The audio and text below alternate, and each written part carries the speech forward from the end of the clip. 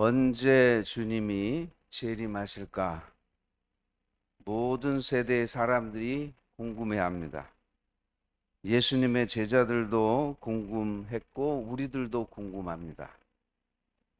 오늘 본문에 주님의 제자들이 주님께 이렇게 여쭤봅니다. 주의 임하심과 세상 끝에는 무슨 징조가 있사오리까? 3절의 말씀이죠.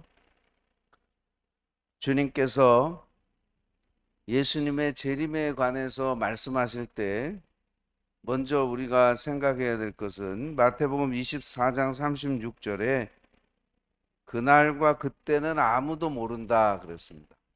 과거에 다미성교회가 날짜를 지정해서 언제 주님이 재림하신다라고 지정을 했는데 그것은 이단이죠. 알 수가 없어요. 그날과 그 시는 누구도 모릅니다. 그러나 오늘 이 마태복음 24장은 예수님의 계시록이라고도 하는데 이 말씀을 보시면 주님의 재림은 반드시 있다는 것을 확실히 알 수 있습니다. 재림의 징조에 관해서 제자들이 물었을 때 여러 가지 징조에 관해서 말씀해 주셨는데 가장 먼저 첫 번째로 영적인 미혹이 있을 것이다 그랬습니다. 4절에 보면 예수께서 대답하여 이르시되 너희가 사람의 미혹을 받지 않도록 주의하라. 많은 사람이 내 이름으로 와서 이르되 나는 그리스도라 하여 많은 사람을 미혹하리라. 내가 그리스도다, 내가 예수다 하면서 적그리스도들이 나타나서 사람들을 미혹하게 될 것이며 11절에 보면 거짓 선지자가 많이 일어나 많은 사람을 미혹하겠으며 말씀하고 있습니다. 적그리스도와 거짓 선지자들이 나타나서 사람들을 영적으로 미혹하게 될 것이다. 이것이 재림의 징조라고 말씀하셨습니다. 그 다음에 6절에 난리와 난리 소문을 듣겠으나 그랬어요. 난리는 전쟁을 말합니다. 원어에 폴레모스라고 되어 있는데 폴레모스는 전쟁이에요. 이 난리는 그냥 난리가 아니라 전쟁. 예수님의 재림의 징조 가운데 두 번째는 전쟁입니다. 전쟁이 일어난다는 거죠. 7절에 보시면 민족이 민족을 나라가 나라를 대적하여 일어나겠고 그랬어요. 서로 민족과 나라가 갈등하고 싸우는 형국이 주님이 재림하실 때 나타나는 징조라는 것입니다. 그리고 곳곳에 기근이 일어난다 그랬어요. 기근과 지진이 있을 것이다. 오늘 이 말씀에 누가복음 21장에도 그대로 나오는데 이 말씀에 누가는 의사였던 누가는 한 가지를 더 추가하는데 전염병을 추가했습니다. 누가복음 21장 11절에 이 전염병은 헬라 원어로 로이무스라는 말인데 예수님의 재림의 징조 가운데 전쟁과 기근과 지진과 전염병이다. 지금 코로나로 인해서 우리가 어려움을 겪고 있는데 이와 같은 전염병들이 일어난다는 겁니다.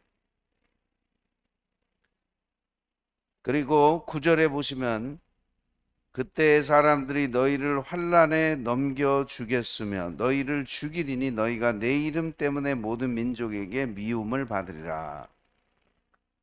주님이 재림하실 때는 예수 믿는 사람들이 예수님의 이름 때문에 핍박을 받고 교회가 핍박을 당한다는 것입니다. 환영을 받는 게 아니에요. 예수 믿는다는 것이 오히려 핍박거리가 되는 그런 시대가 된다. 주님께서 말씀해 주셨습니다. 10절에 그때 많은 사람이 실족하게 되어 서로 잡아주고 서로 미워하겠으며 그랬어요. 많은 사람이 실족하게 된다. 믿음에서 떠나게 된다. 그런 말이에요. 배교한다.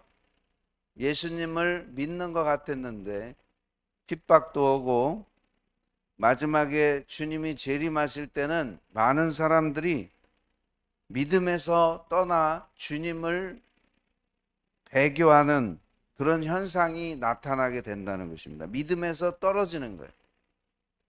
가라지들이 믿음에서 떨어지는 겁니다. 말세에는 서로 잡아주고 그랬어요. 자기들끼리 배신합니다.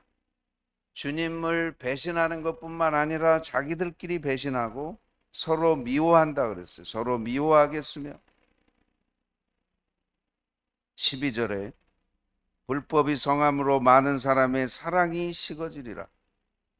불법이 성한다는 말은 이제 법이 통하지 않아요. 무법천지가 되고 사사시대처럼 자기 소견에 옳은 대로 사람들이 살기 때문에 이제는 정부도 범죄를 통제하지 못해요. 그런 불법이 성한 시대가 된다는 거죠. 사랑이 식어져서 다 냉소적이 됩니다. 옛날에는 못 먹고 못 살아도 사랑이 있었는데 주님이 재림하실 때는 사랑이 식어져서 냉소적으로 사람들이 바뀐다. 이렇게 주님께서 예언해 주시고 있는 거죠. 자, 그런데 여러분, 오늘 이 말씀에 우리가 포인트는 8절에 있어요. 이 모든 것은 재난의 시작이니라. 재난이라는 말은 원어의 오딘이라는 말인데 해산의 고통을 말합니다. 해산의 고통이 재난이에요. 같은 말이에요. 헬라어로 똑같은 말인데 재난의 시작이다. 끝이 아니라 시작이다. 무슨 말이냐면 예수님의 재림의 징조들이 있는데 해산의 고통과 똑같다는 거예요. 엄마가 아기를 임신하면 이제 만삭이 되죠. 만삭이 되면은 출산할 때가 되면 진통이 와요. 그런데 진통이 저는 여자가 아니라 잘 모르겠지만은 진통이 자주 와요. 점점점 출산이 임박할수록 자주 오고 더 강도가 세져요. 다시 말하면 예수님께서 말씀하신 이 징조들이 주님이 재림하시기 전에는 더 빈번하게 일어나고 더 강하게 일어나요.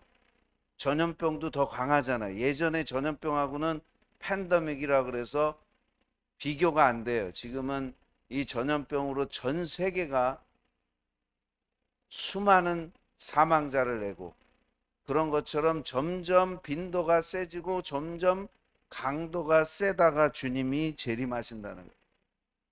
그래서 여러분, 우리는 이 마지막 때를 살고 있고 주님의 재림이 매우 점점점 가까워지고 있다는 사실을 알고 이 모든 것은 재난의 시작이다.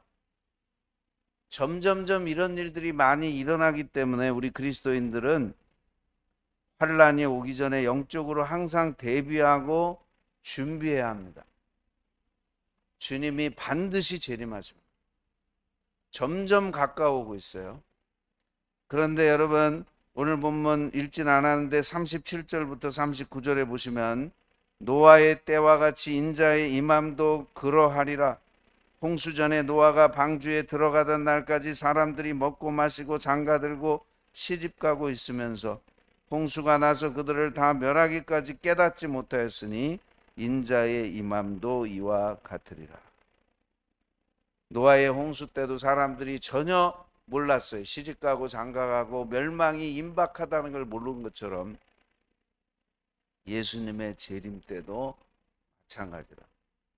아무도 모르기 때문에 준비하지 않고 노아의 시대처럼 깨닫지 못하고 영적으로 준비하지 못하는 그런 때다. 이렇게 주님께서 말씀해 주고 있습니다. 사랑하는 목양교회 성도님 여러분, 우리는 평안할 때 환난을 준비하고 예수님의 재림을 준비하고 깨어 있어야 돼요.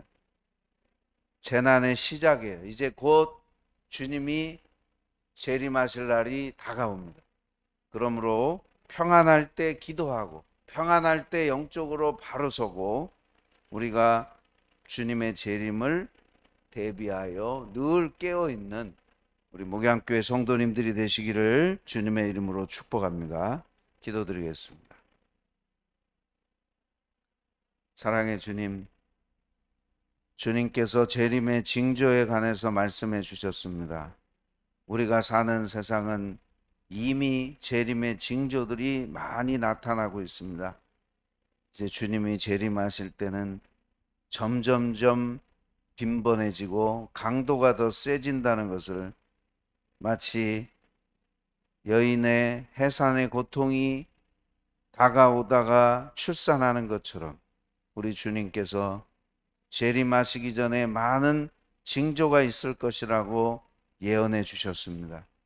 오늘 우리가 노아 시대의 어리석은 사람들처럼 시집가고 장가가고 때를 분별하지 못하는 것처럼 살지 말게 하시고, 재림을 준비하며 늘 깨어있는 성도들이 되게 해 주시옵소서.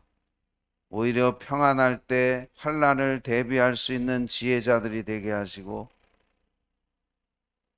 늘 깨어 기도하고 주님 앞에 영적으로 바로 서는 우리 목양교회 성도님들 다 되도록 은혜 내려 주시옵소서.